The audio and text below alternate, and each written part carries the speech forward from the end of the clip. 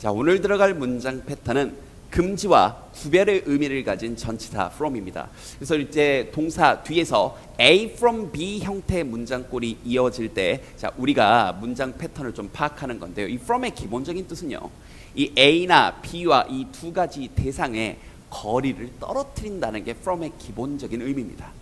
그래서 우리가 from 그러면 대충 이제 뭐뭐로부터 단순히 사전적으로 이렇게 1대1 뜻으로만 대응을 하는데, 본질적인 뜻은 그러니까 뭐로부터 뭔가 거리가 떨어져 있는 거라고 생각을 하시면 돼요. 그래서 첫 번째 패턴은 동사 뒤에 A from B인데 이 B 자리에 ing 동작이 나오는 겁니다. 그러면 이건 이 A가 ing 하는 동작으로부터 거리를 떨어뜨린다라는 뜻이 되기 때문에 이때는 대부분 금지하다, 막다의 뜻으로 번역을 하면 돼요.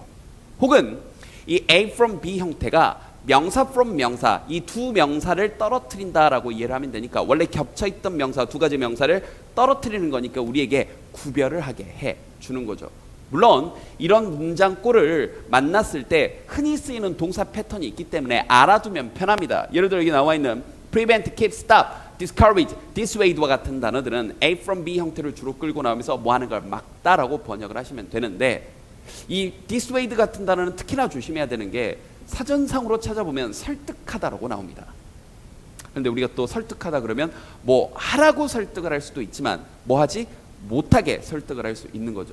근데 이걸 그때마다 이건 뭐 못하게 설득하다 이렇게 암기하는 것보다 어쨌든 이런 형태의 동사들은 알아는 두시되 중요한 건 A from B, 그래서 이 B 자리에 ing, 어떤 목적어 from ing가 나오게 되면 앞에 나와 있는 동사와는 무관하게 전반적으로는 뭐 하는 걸 막다라고 이해를 하자고요. 마찬가지로 명사 from 명사를 끌고 나왔는데 이번엔 두 가지 명사가 거리가 떨어뜨려져 있는 느낌으로 구별하다의 동사들인데요. 대표적인 건 이제 distinguish라는 단어입니다. 가장 대표적이죠. distinguish 그러면 뭔가 구별하다. 이 단어 자체가 구별하다입니다. 그런데 여기는 discern이라거나 또 정말 조심해야 될 게 tell이나 know 같은 단어들이요. discern 같은 경우는 조금 고난도 단어라 여러분이 모를 수도 있고, 심지어 tell이나 know 혹은 separate 같은 단어들은 여러분이 다른 뜻으로 알고 있죠. tell 말하다, know 알다, separate 분리시키다 이렇게만 알고 있을 겁니다. 그런데 물론 이런 뜻들이 있지만 A from B 형태가 나오게 되면 주로 A와 B를 구별하다라고 번역을 할 수 있어야 돼요. 그러니까 이 두 가지 패턴에서 공통적으로 선생님이 얘기를 하고 있는 건 앞에 나와 있는 동사와는 무관하게 이 뒤에 나와 있는 이런 문장 꼴을 보고 전반적인 이런 문장에서 이 문맥 전체적인 틀에서 전달하는 문장의 뜻이 이런 금지나 구별의 뜻이구나를 아는 게 중요하다고요. 예문 볼게요. 먼저 금지의 from입니다. 얘기했다시피 목적어 from ing 꼴을 끌고 나오는 건데 여기요, 이렇게요. 물론 우리가 stop을 모르진 않지만 여기 stop 자리에 다른 단어가 들어가더라도, 예를 들어서 여기에 ban이라는 단어가 들어갈 수도 있다고요. 내지는 bar라는 단어가 들어갈 수도 있다고요. 물론 ban은 금지하다니까 이 정도까지는 알 수도 있을 겁니다. 그런데 우리가 bar 그러면 막대기만 알고 있잖아요. 그렇죠? 그래서 다른 동사들로 충분히 응용될 수 있기 때문에 전체적인 문장 꼴을 파악하는 게 굉장히 중요하다는 거. 알겠죠? 번역해보면 parents, 부모님들은 must stop, 반드시 금지, 멈추게 해야 합니다. 아이들이 from playing too much smartphone games, 너무 많은 스마트폰 게임을 하게 하는 것을, 알겠죠? 그것을 멈추게 해야 합니다. 두 번째, 마찬가지로 dissuade from ing인데 여기 있는 dissuade 자리에 다른 단어가 들어가도 마찬가지라고요.